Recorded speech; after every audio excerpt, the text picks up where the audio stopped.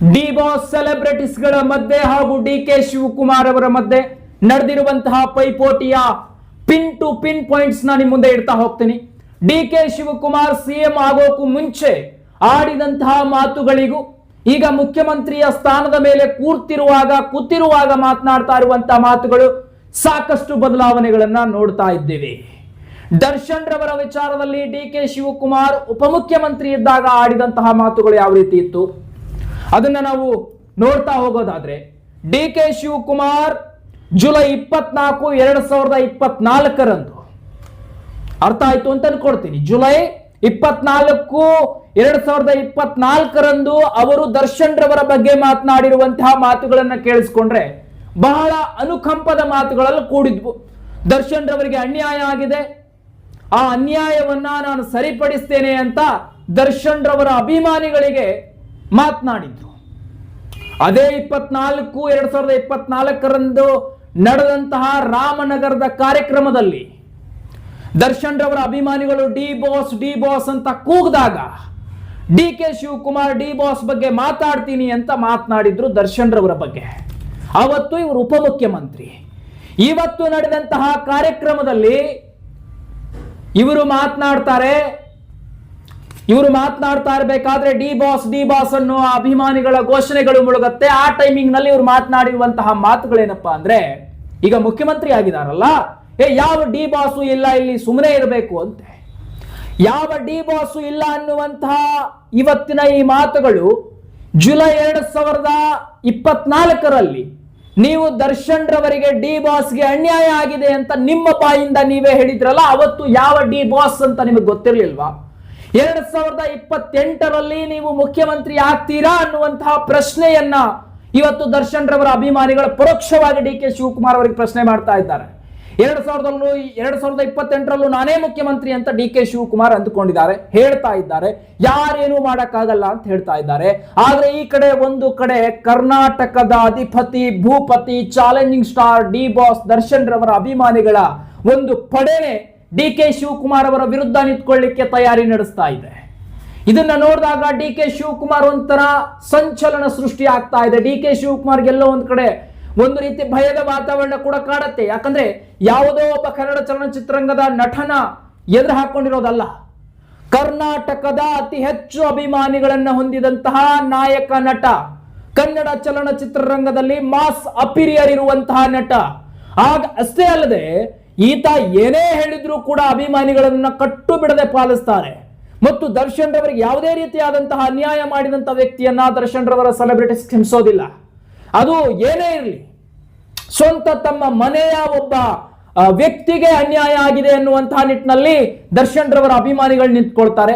ಅಂಥದ್ರಲ್ಲಿ ಈಗ ಡಿಕೆ ಶಿವಕುಮಾರ್ ಯಾವ ಡಿ ಬಾಸು ಇಲ್ಲ, ಸುಮ್ಮನೆ ಇರಬೇಕು, ಲಾಠಿ ಚಾರ್ಜ್ ಮಾಡ್ತೀನಿ ಅಂತ ಹೇಳ್ತಾರೆ ಅಂದ್ರೆ ದರ್ಶನ್ ರವರ ಅಭಿಮಾನಿಗಳ ಮನಸ್ಸಲ್ಲಿ ಇವತ್ತು ಎಷ್ಟು ನೋವಾಗಿದೆ ಅನ್ನುವಂಥದ್ದು ಬಹಳ ಆಳವಾಗಿ ಗೊತ್ತಾಗ್ತಾ ಇರುವಂಥದ್ದು. ಇದೇ ಡಿಕೆ ಶಿವಕುಮಾರ್ ಜುಲೈ 24, 2024 ಒಂದು ಮಾತನ್ನ ಹೇಳಿದ್ರು, ಡಿ ಬಾಸ್ ರವರಿಗೆ ಅನ್ಯಾಯ ಆಗಿದೆ, ನಾನು ನ್ಯಾಯ ಒದಗಿಸ್ತೀನಿ ಅಂತ. ಅವತ್ತು ಬಾಯಲ್ಲಿ ಡಿ ಬಾಸ್ ಅಂತ ಯಾಕಿತ್ತು ಅಂತ.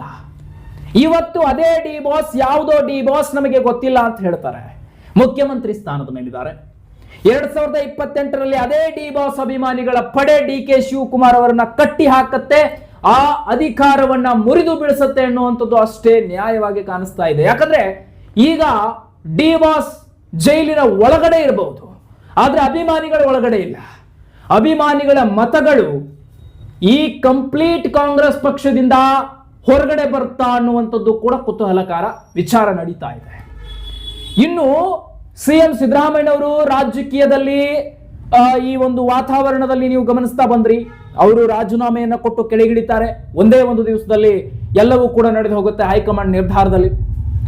ನಿಮಗೆ ಗೊತ್ತಿರಲಿ, ಡಿಕೆ ಶಿವಕುಮಾರ್ ಅವರು ಮುಖ್ಯಮಂತ್ರಿ ಆಗ್ಲಿಕ್ಕೆ ಪಟ್ಟು ಹಿಡಿದಿರೋದು ಯಾಕಂದ್ರೆ 2028 ಅಧಿಕಾರಕ್ಕೆ ಕಾಂಗ್ರೆಸ್ ಪಕ್ಷ ಬರೋದಿಲ್ಲ ಅನ್ನೋದು ಗೊತ್ತಾಯ್ತಾ ಅನ್ನುವಂಥದ್ದು ಕೂಡ ಸುಳಿವು ಸಿಗ್ತಾ ಇದೆ. ಇನ್ನು ನೋಡಿ, ಅದೇ ವಿಜಯಲಕ್ಷ್ಮಿ ಅವರು ಈ ದರ್ಶನ್ ರವರ ವಿಚಾರದಲ್ಲಿ ಮಾತನಾಡೋದಾದ್ರೆ, ವಿಜಯಲಕ್ಷ್ಮಿ ಅವರು ಜುಲೈ 24 ಭೇಟಿಯಾಗಿದ್ರು. 2024 ಮುಂಜಾನೆ ಭೇಟಿಯಾಗಿದ್ರು, ಮಧ್ಯಾಹ್ನ ಡಿಕೆ ಶಿವಕುಮಾರ್ ರಾಮನಗರದಲ್ಲಿ, ಸಾಯಂಕಾಲನೋ ಮಧ್ಯಾಹ್ನನೋ ರಾಮನಗರದ ಕಾರ್ಯಕ್ರಮದಲ್ಲಿ ಡಿಕೆ ಶಿವಕುಮಾರ್ ದರ್ಶನ್ ರವರಿಗೆ ಅನ್ಯಾಯ ಆಗಿದೆ, ನ್ಯಾಯ ಒದಗಿಸ್ತೀನಿ ಅಂತ ಮಾತನ್ನು ಕೊಟ್ಟಿದ್ರು.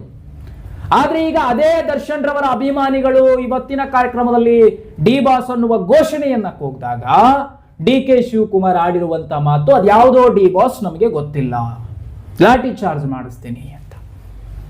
ಅಂದ್ರೆ ದರ್ಶನ್ ರವರ ಅಭಿಮಾನಿಗಳು ಎಲ್ಲೋ ಒಂದು ಕಡೆ ಯಾವುದೋ ಒಂದು ಮೂಲೆಯಲ್ಲಿದ್ದಾರೆ ಅಂತ ಅನ್ಕೊಂಡ್ರ ಡಿ ಕೆ ಶಿವಕುಮಾರ್, ಅಥವಾ ದರ್ಶನ್ ರವರ ಅಭಿಮಾನಿಗಳು ಯಾವುದಕ್ಕೂ ಉಪಯೋಗ ಇಲ್ಲ ಅಂತ ಅನ್ಕೊಂಡ್ರ ಡಿ ಕೆ ಶಿವಕುಮಾರ್. ಈಗ ಡಿ ಕೆ ಶಿವಕುಮಾರ್ ಅವರಿಗೆ 2028 ಚುನಾವಣೆಯಲ್ಲಿ ಗೊತ್ತಾಗತ್ತೆ. ಏನ್ ಗೊತ್ತಾಗತ್ತೆ ಅಂತಂದ್ರೆ, ಇವತ್ತಿನ ದರ್ಶನ್ ರವರ ಅಭಿಮಾನಿಗಳ ರೋಷವನ್ನ ನೋಡ್ತಾ ಇದ್ರೆ ಕಂಪ್ಲೀಟ್ ಆಗಿ ಚಿತ್ರಣ ಕಾಣಿಸ್ತಾ ಇದೆ. ಕಾಂಗ್ರೆಸ್ ಪಕ್ಷದಾಗಿರಬಹುದು, ಡಿ ಕೆ ಶಿವಕುಮಾರ್ ಅವರಾಗಿರಬಹುದು, ಯಾರೇ ಆಗಿರಬಹುದು, ಚಿತ್ರಣ ಯಾವ ರೀತಿ ಕಾಣಿಸ್ತಾ ಇದೆ ಅಂದ್ರೆ, ಮುಂದಿನ 2028 ಚುನಾವಣೆಯಲ್ಲಿ ದರ್ಶನ್ ರವರ ಫ್ಲಾಗ್ ಅನ್ನ ಹಿಡ್ಕೊಂಡು ಅವರದೇ ಆದಂತಹ ಒಂದು ಡಿ ಬಾಸ್ ಅನ್ನುವಂತಹ ಗುಂಪು ಗುಂಪಾಗಿ ರೆಡಿ ಮಾಡ್ಕೊಂಡು ಆ ಗುಂಪು ಯಾವ ಪಕ್ಷಕ್ಕೆ ಸಹಕಾರ ನೀಡುತ್ತೆ ಅನ್ನುವಂಥದ್ದನ್ನು ಕೂಡ ಅಧಿಕೃತವಾಗಿ ಘೋಷಣೆ ಮಾಡ್ತದೆ ಡಿ ಬಾಸ್ ಅಭಿಮಾನಿಗಳ ಸಂಘ ಅನ್ನುವಂಥದ್ದು ಬಹಳ ಸ್ಪಷ್ಟವಾಗಿ ಕಾಣಿಸ್ತಾ ಇರುವಂತಹ ಚಿತ್ರಣ ಇದು. ಯಾಕಂದ್ರೆ ಈ ಕಾಂಗ್ರೆಸ್ ಸರ್ಕಾರದಲ್ಲಿ ದರ್ಶನ್ ರವರು ಅರೆಸ್ಟ್ ಆಗ್ತಾರೆ, ರೇಣುಕಾ ಸ್ವಾಮಿಯ ಹತ್ಯೆ ಕೇಸ್ನಲ್ಲಿ ಭಾಗಿಯಾಗಿದ್ದಾರೆ ಅನ್ನುವ ಆಧಾರವಿಲ್ಲದೆ, ಯಾವುದೇ ರೀತಿಯಾದಂತಹ ಆಧಾರಗಳಿಲ್ಲ.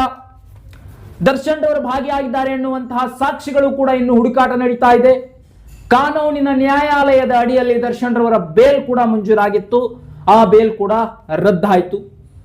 ಈಗ ಇನ್ನೂ 1 ವರ್ಷ ದರ್ಶನ್ ರವರಿಗೆ ಸಂಕಷ್ಟ ಇದೆ, ಇನ್ನೂ 6 ತಿಂಗಳಲ್ಲಿ ರಿಲೀಸ್ ಆಗ್ತಾರೆ ದರ್ಶನ್ ಅನ್ನುವಂತ ನಿಟ್ಟಿನ ಮಾತುಗಳು ಕೂಡ ಕೇಳಿ ಬರ್ತಾ ಇತ್ತು. ಆದ್ರೆ ಯಾವಾಗ ಪರೋಕ್ಷವಾಗಿ ದರ್ಶನ್ ರವರನ್ನ ಅರೆಸ್ಟ್ ಮಾಡಲಾಯಿತು, ಯಾವಾಗ ಸರ್ಕಾರದ ಪರ ವಕೀಲರೇ ಹೋಗಿ ಅವರನ್ನ ಬೇಲ್ ಕ್ಯಾನ್ಸಲ್ ಮಾಡಿಸಲಾಯಿತು, ಆವಾಗಲೇ ಸರ್ಕಾರದ ವಿರುದ್ಧ ದರ್ಶನ್ ರವರ ಅಭಿಮಾನಿಗಳಿಗೆ ಸ್ವಲ್ಪ ಅಸಮಾಧಾನ ಉಂಟಾಯಿತು. ಯಾವಾಗ ಸರ್ಕಾರದ ಪರ ವಕೀಲರೇ ಹೋಗಿ ದರ್ಶನ್ ರವರ ಬೇಲನ್ನ ಕ್ಯಾನ್ಸಲ್ ಮಾಡಿಸಿದ್ರು, ಯಾವಾಗ ಸರ್ಕಾರನೇ ಇದಕ್ಕೆ ಹಣ ಕೊಟ್ಟಿದೆ ಎನ್ನುವಂತಹ ಮಾತುಗಳು ಊಹಾಪೋಹಗಳನ್ನು ಅಥವಾ ನಿಜವೋ ಗೊತ್ತಿಲ್ಲ ಮಾತುಗಳು ಗಾಂಧಿನಗರದಲ್ಲಿ RR ನಗರದಲ್ಲಿ ಹೇಳ್ತಾ ಇದ್ದಂತೆ ದರ್ಶನ್ ರವರ ಅಭಿಮಾನಿಗಳಿಗೆ ಇನ್ನಷ್ಟು ರೋಷಾವೇಶ ಬಂದಿತ್ತು ಕಾಂಗ್ರೆಸ್ ಪಕ್ಷದ ಮೇಲೆ. ಈಗ ಡಿ ಕೆ ಶಿವಕುಮಾರ್ ಅವರು ಪರೋಕ್ಷವಾಗಿ ರಾಜ್ಯದ ಮುಖ್ಯಮಂತ್ರಿಯಾಗಿ ಕಾಂಗ್ರೆಸ್ ಪಕ್ಷದ ಒಬ್ಬ ಅಧಿಕೃತವಾಗಿರುವಂತಹ ಮುಖ್ಯಮಂತ್ರಿ ಆಗಿರುವಂತಹ ಡಿ ಕೆ ಶಿವಕುಮಾರ್ ಈಗ ಯಾವ ಡಿಬಾಸು ಇಲ್ಲ, ಲಾಠಿ ಚಾರ್ಜ್ ಮಾಡಿಸ್ತೀನಿ ಅಂತ ಹೇಳ್ತಾರೆ ಅಂದ್ರೆ ದರ್ಶನ್ ರವರ ಅಭಿಮಾನಿಗಳ ಮನಸ್ಸಿಗೆ ಎಷ್ಟು ನೋವಾಗಿರುತ್ತೆ, ಅವರು ಯಾವ ರೀತಿಯ ಮುಂದಿನ ವಿಚಾರಗಳನ್ನು ಮಾಡ್ತಾರೆ ಅನ್ನುವಂಥದ್ದು ಕೂಡ ಪರೋಕ್ಷವಾಗಿ ಗೊತ್ತಾಗ್ತಾ ಇರುವಂತಹ ವಿಚಾರ. ಈ ರೀತಿ ಒಬ್ಬ ನಾಯಕ ನಟನಿಗೆ ಅನ್ಯಾಯಗಳಾದ್ರೂ ಕೂಡ ಎಷ್ಟೋ ಅನ್ಯಾಯಗಳಾಗಿದೆ ಅನ್ನುವಂಥದ್ದನ್ನ ಡಿ ಕೆ ಶಿವಕುಮಾರ್ ಅವರು ತಂಬಾಯಿಂದಾನೇ ತಾವೇ ಹೇಳಿರೋದು. ದರ್ಶನ್ ರವರಿಗೆ ಅನ್ಯಾಯ ಆಗಿದೆ ಅಂತ ಹೇಳಿರೋದೇ ಡಿ ಕೆ ಶಿವಕುಮಾರ್ ಅವರು. ಆ ಅನ್ಯಾಯವನ್ನು ನಾನು ಸರಿಪಡಿಸ್ತೇನೆ ಅಂತ ಹೇಳಿಕೆಯನ್ನು ಕೊಟ್ಟಿದ್ದು ಡಿ ಕೆ ಶಿವಕುಮಾರ್ ಅವರು. ಇವತ್ತು ಅದೇ D K Shivakumar D boss ಯಾರು ಅಂತ ಗೊತ್ತಿಲ್ಲ, ಡಿ ಬಾಸ್ ಯಾರು ಇಲ್ಲ ಇಲ್ಲಿ ಅಂತ ಹೇಳ್ತಾರೆ, ಲಾಠಿ ಚಾರ್ಜ್ ಮಾಡಿಸ್ತೀನಿ ಅಂತ ಹೇಳ್ತಾರೆ.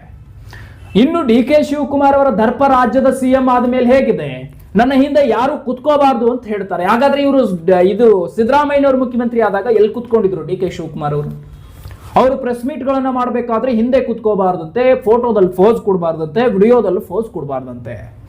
ಹಾಗಾದ್ರೆ ಈ ಡಿ ಕೆ ಶಿವಕುಮಾರ್ ಯಾರ ಹಿಂದೆ ಕುತ್ಕೊಂಡು ಫೋಸ್ ಕೊಡ್ತಾ ಇದ್ರು, ಯಾರ ಹಿಂದೆ ಕುತ್ಕೊಂಡು ಫೋಸ್ ಕೊಡ್ತಾ ಇದ್ರು?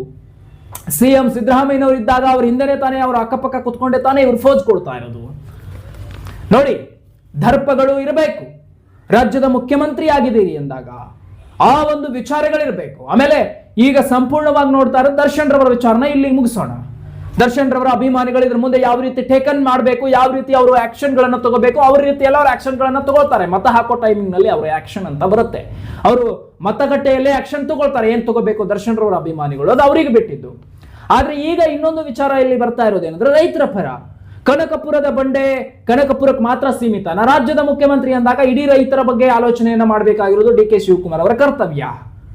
ರಾಜ್ಯದ ಮುಖ್ಯಮಂತ್ರಿ ಅಂದ್ರೆ ಕೇವಲ ಗ್ರಾಮೀಣ ಬೆಂಗಳೂರು ಗ್ರಾಮೀಣದಲ್ಲಿ ಮತ್ತು ಕನಕಪುರದಲ್ಲಿ ಮಾತ್ರ ಅಭಿವೃದ್ಧಿಗಳನ್ನ ಮಾಡ್ತಾ, ಅವರಿಗೆ ಮಾತ್ರ ನೀರಾವರಿಯನ್ನ ಮಾಡ್ತಾ, ಅವರಿಗೆ ಮಾತ್ರ ಸ್ಪೆಷಾಲಿಟಿಗಳನ್ನ ಕೊಡ್ಲಿಕ್ಕೆ ಏನು ಕನಕಪುರಕ್ಕೆ ಮತ್ತು ಬೆಳಗಾವಿ ಗ್ರಾಮೀಣಕ್ಕೆ ಮಾತ್ರ ನೀವು ಮುಖ್ಯಮಂತ್ರಿ ಆಗಿಲ್ಲ, ರಾಜ್ಯಕ್ಕೆ ಮುಖ್ಯಮಂತ್ರಿ ಆಗಿದ್ದೀರಿ ಅಂದಾಗ, ರಾಜ್ಯದ ಜನತೆ ನಿಮಗೆ ಆಶೀರ್ವಾದ ಮಾಡಿದ್ದಾರೆ ಅಂದಾಗ ರಾಜ್ಯದ ಎಲ್ಲೆಡೆಯೂ ಕೂಡ ರೈತರಿಗೆ ನೀವು ಸಹಕಾರ ನೀಡಬೇಕಾಗಿರುವಂಥದ್ದು.